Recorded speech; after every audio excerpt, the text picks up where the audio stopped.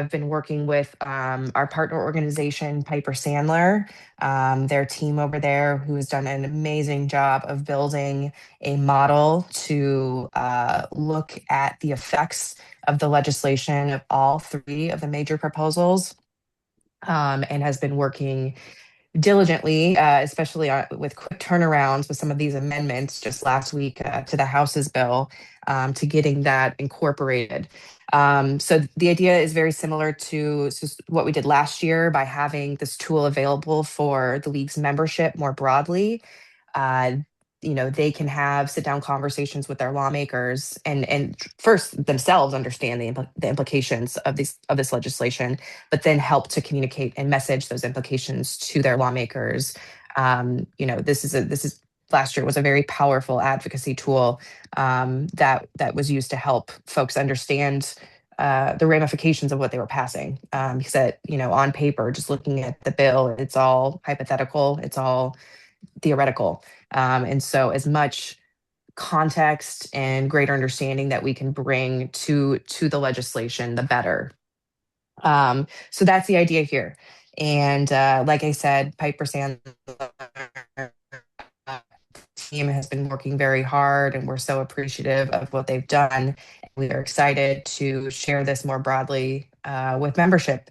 So this day is a way for them. We're recording this video so that we can put the video out to our members, and so that they can have more of a how-to guide on how to read, understand, interpret the modeling tool before them that we're pushing out.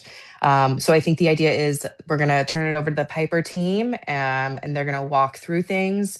I'll ask you guys to save questions maybe until the end, and then we can make sure that those questions get answered, because your questions are likely going to be other people's questions as well. So think about it from that point of view. Well, with that said, I'm going to turn it over to the Piper Sandler team. So Tim Oswald, um, Travis Squires, and Will Braverman. Will, I think we're letting you drive. So go right ahead. Thank you so much. Yeah, and I'll just hop in quick and do just a quick overview here. Thanks for taking part in this. Piper Sandler works in the public finance industry in Iowa and across the country. We routinely develop models and tools to assist with reviewing impacts. We had built one a year ago as well, where we were modeling out a little bit more deeper some of the impacts related to school funding, and city county funding, kind of all into one tool. Really, as this thing developed into this more parcel level data, I think that's where, we had to kind of make some enhancements to what we were doing. And then obviously with the multiple property tax reform bills, it's important that we'd give insights with the impact on the city budget. We thought TIF revenues were something that needed to be a little bit more focused in on with the modeling, and then property tax impacts for various classes of property. I did want to just give a kind of a quick overview of our sequence of forecasting, just so you can utilize that we could, understand how we got where we are right now. The first, we really had to establish a valuation forecast. We used some historical class of property growth rates. We did provide a little bit of what I'll call some haircut on the growth rates, as it relates to, looking at a 14-year modeling forecast. We then had to establish impacts on valuations and the changes in the school funding system, because obviously school funding and tax rates has an impact on TIF levy rates, as they're part of the overlapping rate. It was also necessary to, come up with school aid impacts and how that impacted the state. We also, worked at the, established limitations on budget growth, the ability to compare to kind of the status quo, and then everything that was, I guess I'll say, outlined in each of the bills so far. We wanted to also establish, estimates for the percentage breakout evaluations across the state. by aggregating data to see if there were any trends in the shift of the property tax burden across classes of property. And then obviously get into some TIF impacts based on some standard sets of assumptions, and then, calculate the tax impacts on those various classes of property. So that's really our kind of our sequencing in the forecast. We did have to work through some common assumptions. We'll try to walk through those as we go. Just know that we've attempted, I think, to think through every component and loophole that somebody might try to shoot down as not being a reasonable assumption to try to ask ourselves if they are reasonable. At the end of the day, though, we're trying to do big data, so you have to settle in on common sets of assumptions that make sense for the group as a whole, even though there's probably some individual variations that folks would like to see perhaps differently. We do recognize there are some limitations. We'll hit a few of those as we go through, but kind of the obvious one right off the front, parcel level data at the statewide level is not easily available to make calculations. Certainly, there's been counties that have provided it. We've actually done parcel level data work on a few different counties just to double check that our methodology of using census data is reasonable as it relates to that end of the equation. So we do think that we're in a pretty good spot. Obviously, we don't have some things like age of homeowner information. That would be nice. The percentage of homeowners that have paid off mortgages. These aren't available data points that are easily mined off things what the state is reporting. Um, from there, I think our goal here was to put down a more locked down version of this comparison tool so that, all cities can kind of work through a similar set of assumptions and impacts, and we'll show you kind of how to drive from there. Will has been the architect of a lot of this work. So I thought we'd just turn it over to him and he'll take you for a tour through the model. We'll kind of stop and pause on various charts, talk through some of the limitations to consider, and then, at the end, hopefully, open it up for a set of questions as it relates to what we've built so far. That's great, Travis. So in terms of the actual model itself, right now we're showing the inputs tab. And really what we're looking at here, going left to right, we have the ability to select your city. So if you select, I'll go ahead and just kind of throw Urbandale down. It's going to automatically populate the rest of what I would call the overlapping entities to kind of build that summary. And again, the only tab or cell I should say that is unlocked on this would be the city selection. So you'll be able to select your own city. You'll be able to see statewide analysis. You won't be able to change, right? The growth rates that are embedded into the model are assumptions as regards to inflation, which is set to the 14-year historical what we've seen for CPIU. But really, that's kind of the skinny on the inputs tab. We've tried to kind of scale it back to have a model that is of a size that we feel like we can share it with the broader group. And part of the rationale there is, we want to be able to speak to large blocks of data, all cities, all schools, and calculating through essentially four models because of the status quo wouldn't just make the file outside of Excel's capabilities at this point. So once you select a city, it's going to auto-populate the city tab, which is really where we're doing kind of the base level analysis for the various property tax proposals. So if we're kind of just walking through the charts here, maybe I'll zoom in a little bit. Right, we have the city of Urbandale selected. We're looking at this first graph being general fund revenue in terms of dollars. So if we're looking at this from our perspective, when we get out to 2041 for Urbandale, obviously the Senate proposal would be the most attractive to a city like this. We see, right, a slight reduction with the House bill. We'll get into why that's happening here in a sec. But really, this graph is meant to kind of show on a dollar basis what do these proposals do to your general fund budget. And then lastly, right, we have the status quo, the three proposals. We also took a base year being fiscal year 27 and said if we apply, what we're assuming back on the inputs tab for inflation, where does that actually put you in regards to the backdrop of what we would assume to be your growing expense structure? Yeah, so if we went back to Urbandale, right, they're obviously a metro district. They've had relatively strong growth in the past, and they have higher assessed home values. When we go to your more rural, slower growth communities, we do see I'd say fragmented response to the various proposals. So if you remember Urbandale, a lot of these were within spitting distance, I would say. When we get into a town like Whatshire, obviously the House proposal and really what's going on is the addition of the new homestead exemption combined with the 810 cap coming into play is lowering the general fund values. And we're seeing that happen along with the governor's bill, but it's not quite as aggressive because we're not lowering that general fund valuation before that 810 cap comes into place. So again, it's really incredibly nuanced.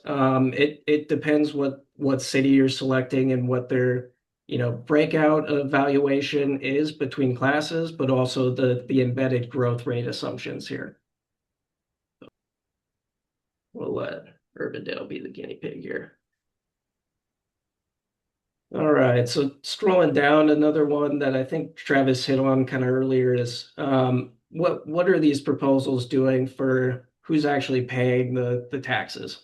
So this graph below is looking at the net residential, and by net residential we're considering after the credits or exemptions that each bill is proposing as a percentage of the general fund valuation. So really trying to back in what is the tax burden going to look like for residents moving forward if these proposals were to pass? And really, this is one of the biggest differentiations between the proposals and I'd say the status quo. So if we kind of look at a city again like Urbandale, right now about 70% of their tax base is made up of that residential class of property. With where we're forecasting the rollback rates to go, we would expect it to actually come down over time.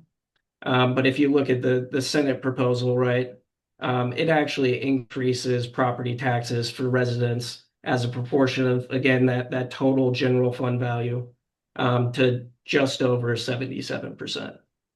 And again, this is another thing that it's sensitive to would just be, individual communities, commercial and industrial growth rates, right? If we've got a weird pocket where those are growing faster, which is really what you're seeing here, the taxable valuations of the other classes of property for all the bills other than the Senate bill are outpacing the residential taxable valuation growth.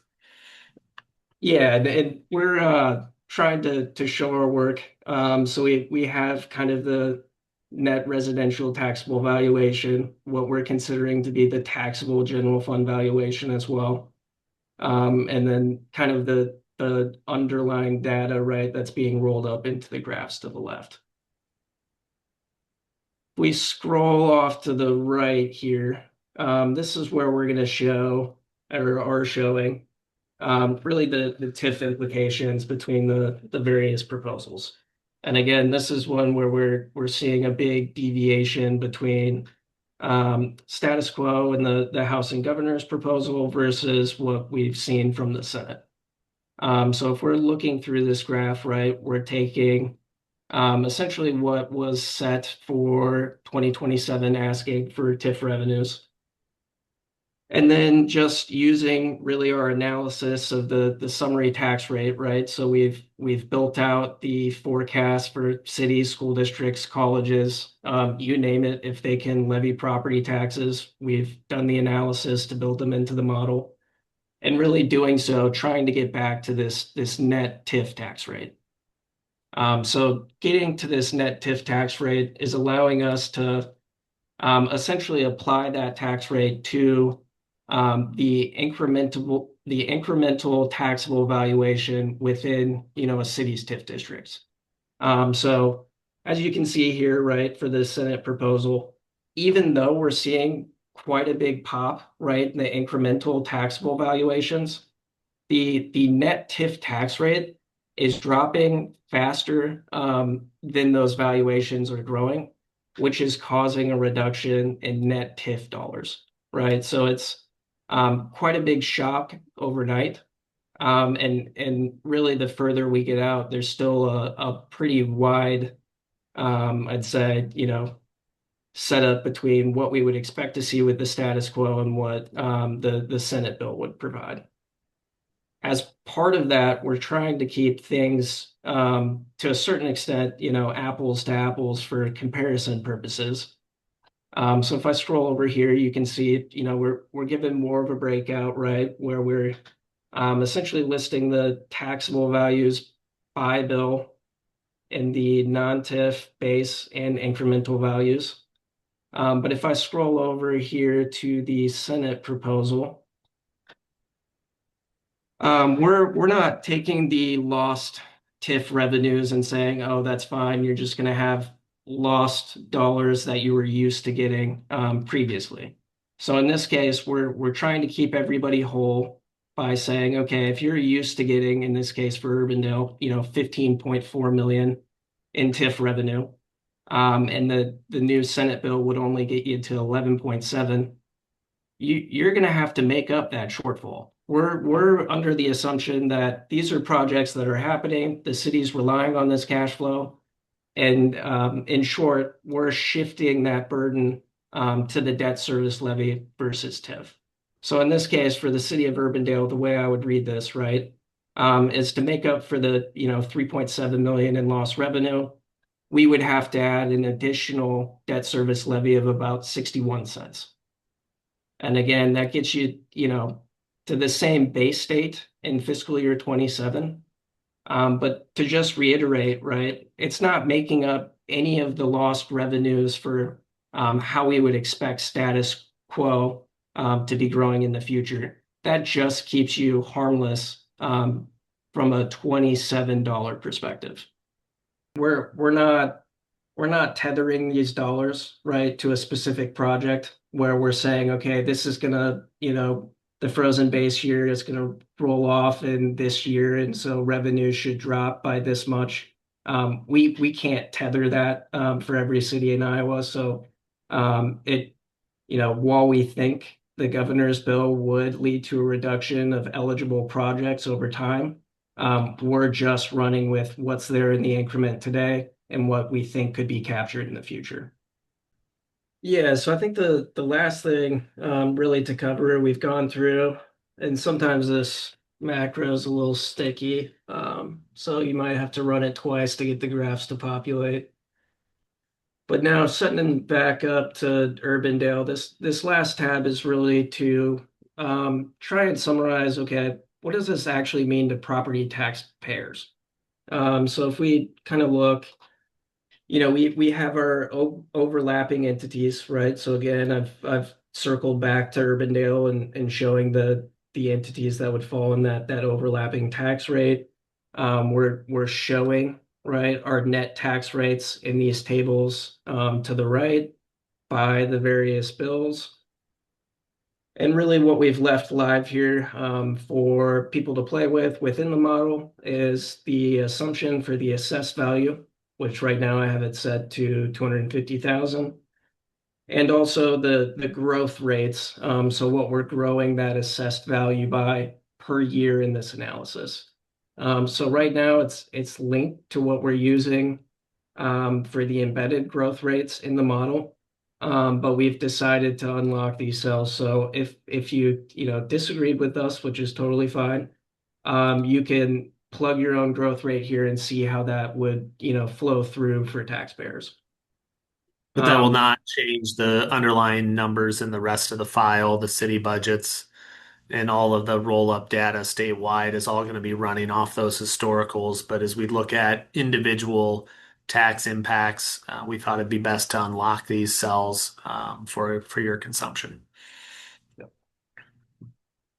So walking through some of the tables here, right? So for a $250,000 assessed value, the first chart would be showing us the residential class of property, assuming that they have a qualified homestead exemption.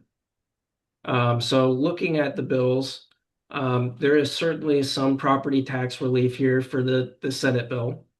We're seeing a little bit of not quite what we were seeing with the fixed exemption now going to 10% or a cap of 25,000. But some savings for residents. And then looking at it, in this case, right, pretty much all of these are growing property taxes slower than the rate of inflation that's embedded into the model. Scrolling down, we've broken out residential, but actually taking away that homestead exemption. So I think this is a key deviation, again, for the Senate model is as we're going to that 100% rollback rate for the residential class of property, what helps keep homesteaders harmless is the rollout of exemptions. If you're a single family dwelling or a rental property, you won't qualify for those exemptions. So really going to that 100% rollback rate, your property taxes are likely going to skyrocket. Scrolling down here, another big piece of this is how we're treating seniors. So in this model, and I'll be the first to admit the title is a little misleading. We have essentially your 65 plus homestead credit. And for the Dawson proposal, we're assuming that would be an unencumbered homestead, meaning that they've paid off, right, their mortgage as part of his proposal. So if we look through this, right, we see the sharp step down for the unencumbered homestead in the Senate proposal, to where you're essentially being factored out of what I would call the property tax system. You're no longer on the hook to fund local governments operating revenues. You're just going to be paying those protected levies, the voter approved, often debt service components of local government's budgets. Another big piece of this would be the governor's proposal to freeze property taxes for those that are above 65 plus with the homestead credit for assessed home values under 350,000.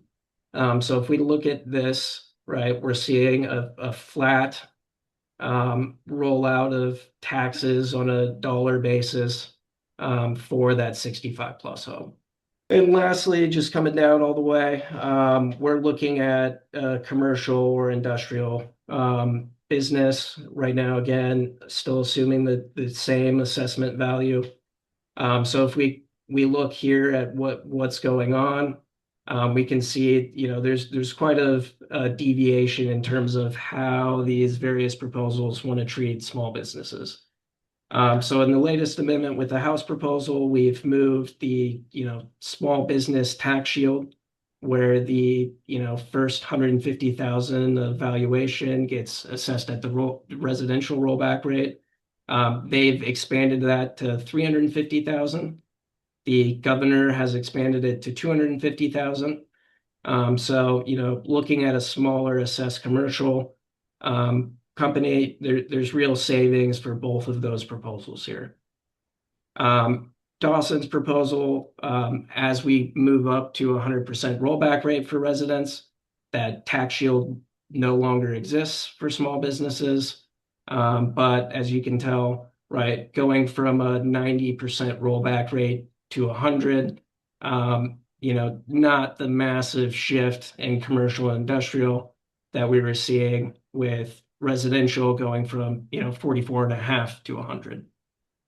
So And one logical question might be, why does the Dawson proposal there at the bottom diverge and kind of cross through? If you kind of go back to what was on the city tab and this, mix of, kind of when we start to see more of an increasing burden on net residential, those coincide a little bit. So that increasing burden as the rollback rate steps up is going to put more property taxes into the residential bucket, and then you're going to see some more future relief, as it relates to even that smaller commercial component. So even so that immediate shift, does cross over at some point. But again, these are all going to be very city specific as well as valuation specific. And maybe one thing to unlock here, Will, at the top first before we change those numbers, is to also change the haircut on the residential growth rate. So within that formula, we're actually taking the growth rate down and using a 70% number. Um, as you kind of get rid of that component and higher residential valuation growth, it does eat into some of the value that you otherwise see, as it relates to the Senate proposal as it is proposed right now. So I think, Will, you're going to take them through a couple different valuations as well. yeah, yep. I think just kind of stepping up here, let's look at a $500,000. And to Travis's point, right, the Senate bill is sensitive depending on what that assessed factor is, right? We're going to essentially hit the cap on those exemptions, and then really once you get to 100% rollback rate and you're capped out of those exemptions, all this assessed growth is going straight to your bottom line. It's going to go straight down to your tax bill.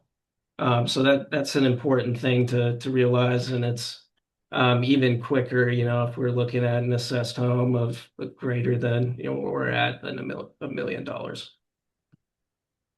If we want to look at really what's happening for, let's say, a larger commercial industrial user, right? Again, this is where we're seeing, I'd say, kind of the biggest deviation between the bills. I mean, it's pretty clear if I was a large business owner in Iowa, which one I'd be in favor of, right? Going to 100% rollback rate doesn't really matter as much when you're at 90%. And it keeps taxes relatively stagnant as we continue to see that shift to residential. Maybe go ahead and pick a different community, like maybe flip that back to 250 and look at a town like maybe a Harlan um, is kind of another example of a county seat type town or in rural Iowa. And so you're going to see, again, these charts, kind of roll into, um, I'm assuming you just got a Visual Basic going there. Maybe reselect Yeah. Harlan. Essentially, what you see here when you kind of roll through these, various impacts, like they're going to shift some. I think the over 65 is a little bit more, pronounced on this one. Just if you think through it with perhaps a population or a town that might be a little bit more, aged, you're going to see more classes out of the valuation rolls or more properties out of the valuation rolls, which is going to just push tax rates up for other entities. So that's where when you do see, that third chart on this page, well, if you want to scroll back down, it does vary and dip quite a bit more than you saw kind of on scale with Urbandale. Um, and again, you can run the same, go up to a $500,000 impact here and you're going to see sort of similar crossover points, as it relates to each of the bills. Eventually, when you're starting to pick up those 2.5% residential rollback pickups, It is outsizing the pace of property tax growth for that class of property. If you were to flip back to the city side or the city tab and kind of see those movements, you do see this net residential as a percentage of general fund value actually be a little bit, lower up front due to the way the growth rates, but then you see that it does pick up, crossover, and become a larger component in the bills relative. But you do see in this the general fund dollars lower and a little bit more divergence than what we saw in the Urbandale scenario because of the age of the population and the median home values in that community.